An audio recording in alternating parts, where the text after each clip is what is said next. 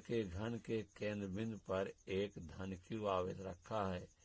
घन के एक तल से निर्गत वैद्युत फ्लक्स। तो गॉस का प्रमेय जो है उसमें होता है फाई ई बराबर आवेश बटा एप्सिलॉन 0 पूरे पृष्ठ से। लेकिन एक पृष्ठ से क्या हो जाएगा, 6 से भाग हो जाएगा। एक तल कह रहा है, एक तल के लिए क्या होगा, तो गॉस का प्रमेय है पहला पार्ट ले मैं विकल्प बता रहा हूँ। पहला विकल्प कि गॉस का प्रमेय होता है वैद्युत फ्लक्स फाई बराबर आवेश मतलब क्यू आवेश बटा क्या होता है एप्सिलॉन 0 होता है। एक छव घन में एल से कोई मतलब, देखिए प्रमेय है एल से कोई मतलब नहीं है, इसमें एल फार्मूला है नहीं, इसलिए मैं है एक तल से कितना हो जाएगा, इसमें 6 से भाग हो जाएगा। क्या हो जाएगा, क्यू अपान एप्सिलॉन 0 में 6 से भाग हो जाएगा। इसलिए हमारा विकल्प कौन सही है, किसमें है, देखिए बी में देखिए है, क्या है,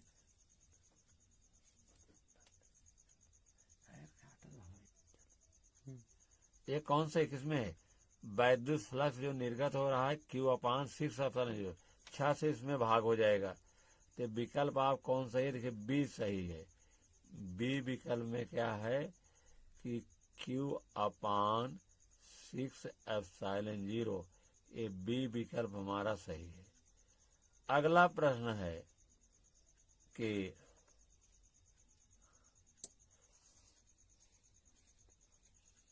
देखिए एक बंद पृष्ठ के n वैद्युत ध्रुव स्थित है, बंद पृष्ठ से गुजर निर्गत वैद्युत फ्लक्स। तो बंद पृष्ठ है, दूसरा विकल्प हम लोग चल रहे हैं, दूसरा विकल्प बंद पृष्ठ है, इस तरह से बंद है। द्विध्रुव जानिए क्या है, द्विध्रुव मतलब एक पर धन आवेश हो तो दूसरे पर माइनस आवेश हो। इस तरह से n द्विध्रुव हैं, तो प्लस आवेश के कारण वैद्युत फ्लक्स क्या होगा, बाहर की ओर होगा, और माइनस के कारण वैद्युत फ्लक्स अंदर की होगा। तो बाहर और अंदर के कारण एक दूसरे को क्या करेंगे, निरस्त कर देंगे। ऐसे द्विध्रुव यान को मतलब और हैं, जैसे प्लस क्यू है माइनस क्यू है, तो इसके कारण वैद्युत फ्लक्स बाहर की होगा फाई का मान, इसके कारण जो है अंदर की होगा। इसलिए इसका क्या उत्तर आएगा, वैद्युत फ्लक्स क्या होगा, वैद्युत शून्य हो जाएगा। वैद्युत बल रेखाएं निकल रही हैं और आ रही हैं, आ रही हैं और जा रही हैं, इसके नाते दोनों को समाप्त कर देंगे। इस कारण से इसमें विकल्प कौन सही है, विकल्प से 2 विकल्प क्या सही होगा, डी सही होगा। 2 में डी सही है। तीसरा विकल्प देखिए, तीसरा है, तीसरा आर त्रिज्या के खोखले गोले के केंद्र पर धन क्यू आवेश रखा है, गोले की त्रिज्या दुगुनी कर दी जाए। तो गॉस के प्रमेय में त्रिज्या से मतलब है नहीं, जो फार्मूला है वो फार्मूला क्या है गॉस प्रमेय में, गॉस के प्रमेय में फार्मूला है कि फाई ई बराबर क्या होता है, क्यू बटा एप्सिलॉन 0। तो त्रिज्या चाहे दुगनी कर दी जाए चाहे आधी कर दी जाए, लेकिन वैद्युत फ्लक्स से हाँ आवेश से मतलब है। आवेश कितना हो रहा है, पहले क्यू था, अब आवेश कितना कर दिया है, आवेश का मान आधा कर दिया है। तो यहाँ फाई बराबर क्या हो जाएगा, आवेश को आधा कर दीजिए, क्या होगा, क्यू अपान क्या हो जाएगा, क्यू अपान आधा मतलब क्यू बटा 2 एप्सिलॉन 0 बराबर हो जाएगा क्यू अपान 2 एप्सिलॉन 0। ये देखिए दूसरा चल रहा है कौन सा विकल्प आपका, तीसरा 2 हो गया, तीसरा विकल्प चल रहा है। तीसरा देखिए क्यू अपान 2 एप्सिलॉन 0 कौन में है, तीसरे में बी में देखिए, बी नहीं कितना होगा, देखिए त्रिज्या आधी कर दी जा रहा है तथा आवेश का मान आधा कर दिया रहा है। तो आधा करने में कौन सा सी सही, देखिए सी में है क्यू अपान 2 एप्सिलॉन 0। अब भाई यहाँ आवेश क्यू था, आवेश आधा करे, त्रिज्या से कोई उसमें त्रिज्या है, त्रिज्या नहीं है, इसलिए त्रिज्या से कोई मतलब नहीं है। आवेश के साथ क्यू बाई 2, तो हमारा क्यू बाई 2 एप्सिलॉन 0 सी में देखिए 3 कौन सा है? सी में क्या है? Q/2ε0। ये 3 वाला विकल्प सही है। 3। चौथा देखिए,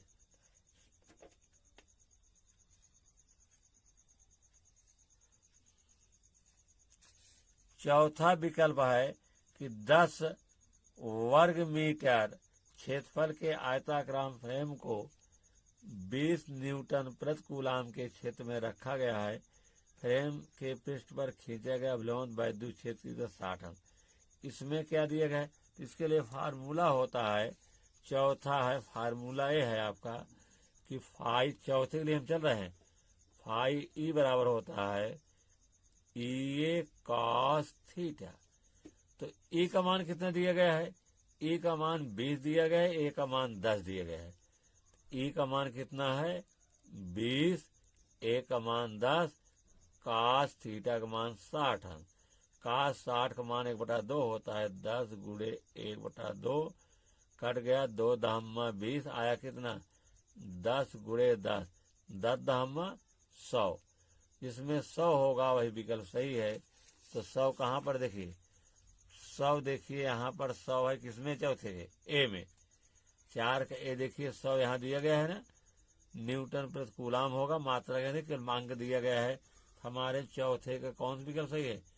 चौथे का आपका विकल्प ए सही है और इसका मान कितना है? 100 है। ए में 100 सही है, 100 मैं लिख भी दे रहा हूं, ये चौथे के ए सही है। इसके बाद पांचवा विकल्प देखिए, पांचवा विकल्प आपके यहाँ पर है। पांचवें विकल्प हम लोग चलेंगे। पांचवें में दिया है 2 प्लेटें, प्रत्येक का क्षेत्रफल है, दोनों के बीच की दूरी है, एक दूसरे के समांतर हैं तथा उन पर आवेश धन क्यू और माइनस क्यू है। प्लेटों के बीच वैद्युत क्षेत्र है।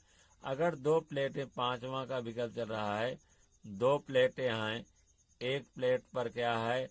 धन क्यू आवेश है, दूसरे पर माइनस क्यू आवेश है। तो दोनों प्लेटों के बीच वैद्युत क्षेत्र की तीव्रता के लिए फार्मूला क्या होता है? E बराबर σ/ε0। सिग्मा इज इक्वल टू होता है आवेश बटा क्षेत्रफल। आवेश क्या है? क्यू है, क्षेत्रफल ए दिया गया है, तो सिग्मा का स्थान क्या रख देंगे? हम रख देंगे कि E is equal to Q/A बटा ε0 और E इज इक्वल टू ए नीचे चलाएगा Q/A ε0। देखिए किसमें सही है? E बराबर दिया गया है, कितना निकाले हम लोग? Q/A ε0। कौन सा सही है? Q/A ε0। पांचवें का कौन सही होगा? पांचवें का ए सही है। इसमें देखिए Q/ε0 ए है, इसलिए पांचवें का कौन सा विकल्प सही है? पांचवें में आप देखिए ए में क्या दिया गया है? Q/ε0 ए, इसलिए पांचवें का विकल्प जो है ए वाला सही है। ठीक है। छठा देखिए, छठा विकल्प में है एक आवेशित गोली कोश के पृष्ठ पर वैद्युत क्षेत्र की तीव्रता दिया है।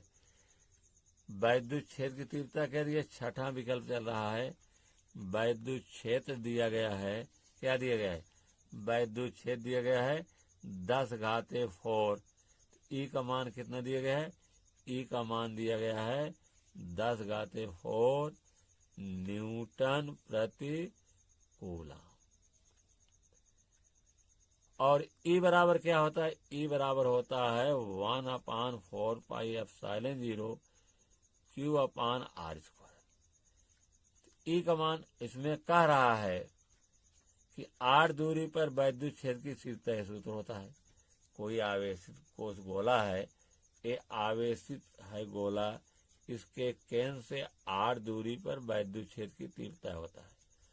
r का मतलब इतना दूरी, ठीक। और कह रहा है इसके व्यास के दुगुने के बराबर, गोले केंद्र से व्यास के दुगुने के बराबर। व्यास का दुगुना कितना होगा? गोली कोष के केंद्र के व्यास के बराबर।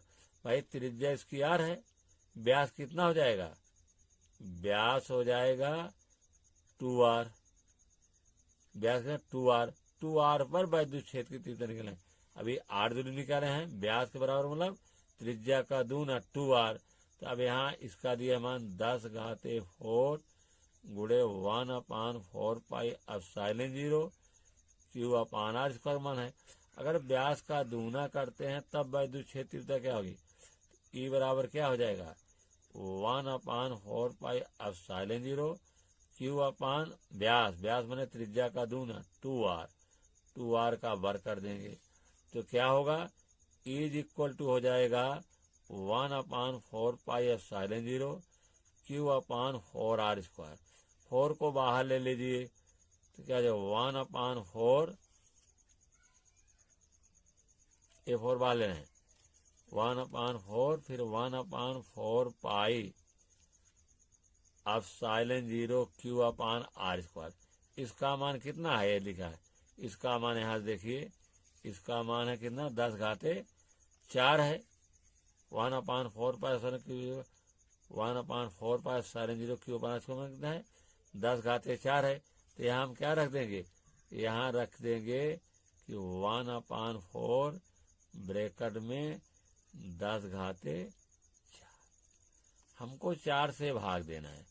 इसमें हम इसको इस तरह लिख सकते हैं 1/4 10⁻² गुणे 10⁻², तो 10⁻² मतलब 100 हो जाएगा, 100/4 गुणे 10⁻²। 100 में 4 से भाग में 25 बार जाएगा, 10⁻² मतलब 100 कितना आ जाएगा 2 2 5 डबल 2500, जिसमें 2500 होगा वही हमारा विकल्प सही है। तो कौन सा विकल्प, छठा विकल्प चल रहा है। छठा में हमारा देखिए किसमें है 2500, सी सही है। देखिए 2500 न्यूटन प्रति कूलाम, इसमें कौन सही होगा, छह का विकल्प आपका सही होगा कौन, सी। कितना 2500 मात्रक दिया गया है, हमारा सी विकल्प सही है।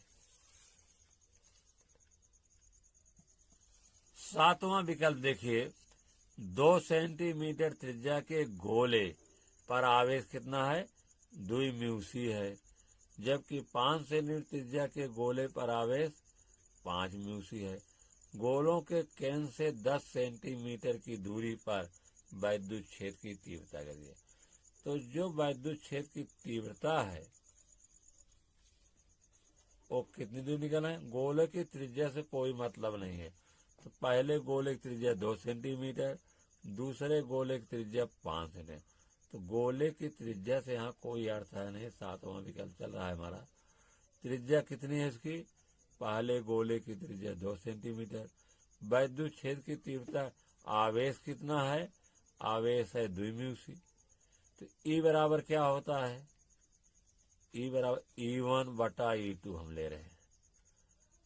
तो ई बराबर होता है 1/4 पाई एप्सिलॉन 0 क्यू, आवेश 2 म्यूसी है, बटे दूरी, कितनी दूरी ले रहे हैं 10 सेंटीमीटर दूरी पर, 10 का वर्ग हो जाएगा।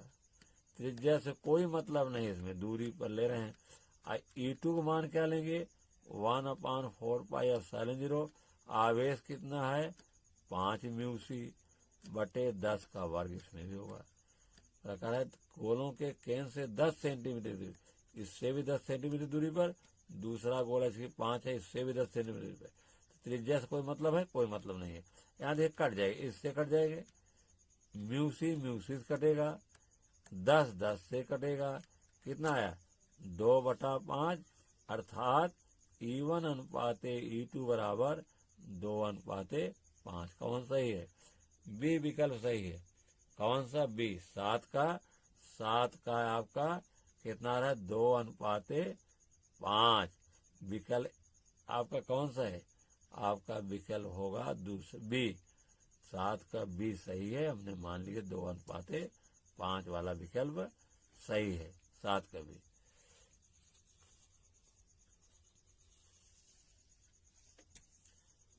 अगला क्वेश्चन देखिए, R1 R2 त्रिज्या के दो चालक गोलों के पृष्ठों पर आवेशों का पृष्ठ घनत्व बराबर है। पृष्ठ घनत्व को हम सिग्मा लिखते हैं। तो पृष्ठों पर वैद्युत क्षेत्र की तीव्रता, तो भाई अगर पृष्ठ घनत्व समान है तो वैद्युत क्षेत्र की तीव्रता क्या हो जाएगी? आपका 8वां कुछ चल रहा है, वैद्युत क्षेत्र की तीव्रता होता है E1/E2। त्रिज्या से कोई मतलब नहीं है, आवेश का पृष्ठ घनत्व समान है तो होता है E1 का मान 2 होता है सिग्मा अपान आवेश का पृष्ठ घनत्व बटे क्या होगा? एप्सिलॉन 0 होता है। क्या होता है? सिग्मा अपान होता है 2 एप्सिलॉन 0, क्योंकि आवेश इसमें त्रिज्या है कहीं पर इज इक्वल टू क्या होता है? सिग्मा अपान 2 एप्सिलॉन 0। इसमें देखिए त्रिज्या नहीं है ना, तो त्रिज्या से कोई मतलब नहीं है, क्योंकि आवेश का पृष्ठ घनत्व समान है, इसलिए E1 का मान सिग्मा अपान 2 एप्सिलॉन 0 और E2 का मान सिग्मा अपान 2 एप्सिलॉन 0 है। आर कहीं फर्क नहीं है ना, इसलिए दोनों कट जाएंगे। क्या आएगा? 1/1 अर्थात E1 अनुपाते E2 हो जाएगा 1:1। कौन सा विकल्प सही है आपका? 8 का देखिए, 8 का आपका पहला विकल्प सही है। 8 में कौन सही है? पहला विकल्प, पहला का है ए में क्या आ रहा है? 8 का ए है, इसमें 1:1, यही सही है। उसके बाद 9वां देखिए, 9वां तो वैसे थ्योरी पर है, इसमें लगाने की आवश्यकता नहीं है।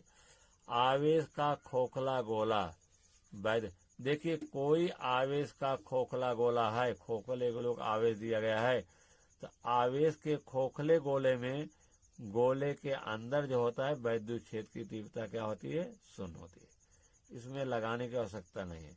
अगर कोई आवेशित खोखला गोला है तो गोले के अंदर क्या है? वैद्युत, क्योंकि यहाँ पर आवेश नहीं होगा इसलिए कौन सही है? वैद्युत क्षेत्र लिखा है किसी आंतरिक बिंदु पर। कौन सही है?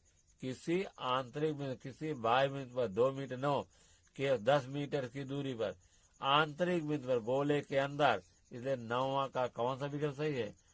9 का आपका ए सही है, लिखा गया है किसी आंतरिक बिंदु पर, किसी आंतरिक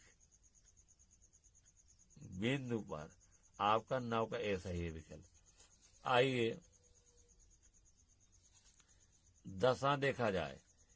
किसी विद्युत स्टैंड पर रखे 10 सेंटीमीटर के चालक खोखले गोले की सतह पर वैद्युत क्षेत्र की तीव्रता इतना है, तो गोले के केंद्र पर, गोले के केंद्र पर क्या होता है? गोले के केंद्र पर देखिए, किसी विद्युत रोधी स्टैंड पर रखे 10 सेंटीमीटर त्रिज्या के चालक खोखले गोले की सतह पर वैद्युत क्षेत्र की तीव्रता कितनी है? 10 न्यूटन प्रति कूलाम है। गोले के केंद्र पर वैद्युत क्षेत्र की तीव्रता निकालना है। कहाँ निकालना है? गोले के केंद्र पर। तो गोले की त्रिज्या दी गई है और सतह पर वैद्युत क्षेत्र की तीव्रता 10 न्यूटन प्रति कूलाम है। गोले के केंद्र पर वैद्युत क्षेत्र की तीव्रता हो जाएगा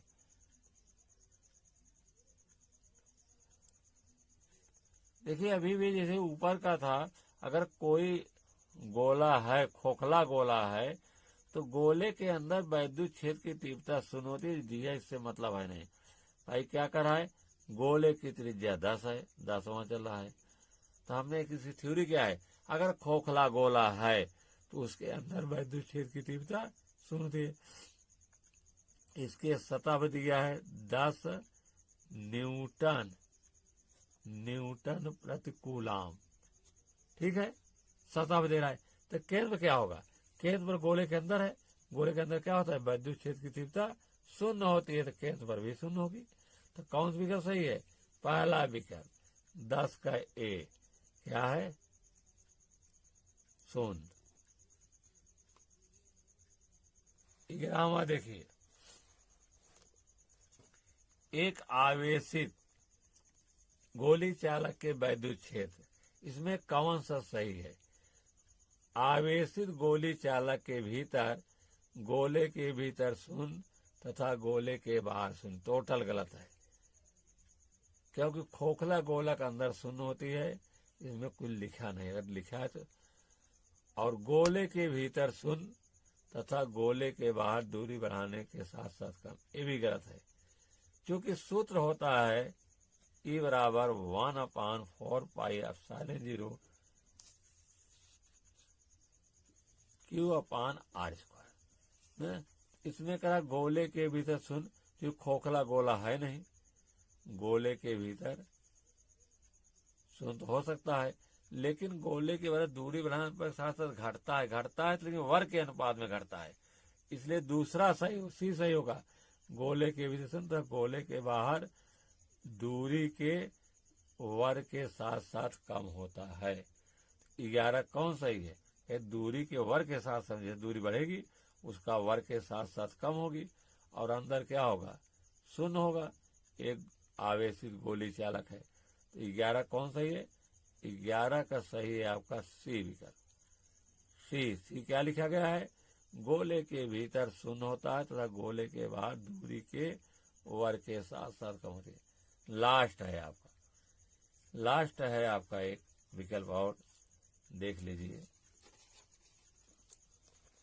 हाइड्रोजन परमाणु का नाभिक की त्रिज्या 10⁻15 गोला है नाभिक के पृष्ठ पर, तो नाभिक के पृष्ठ पर आर का मान कितना होगा? 10⁻15 मीटर होगा। लेकिन हाइड्रोजन परमाणु है, किसी परमाणु पर आवेश कितना होता है? 1.6 × 10⁻⁻⁹, इसलिए E होगा 1/12 नंबर चला है।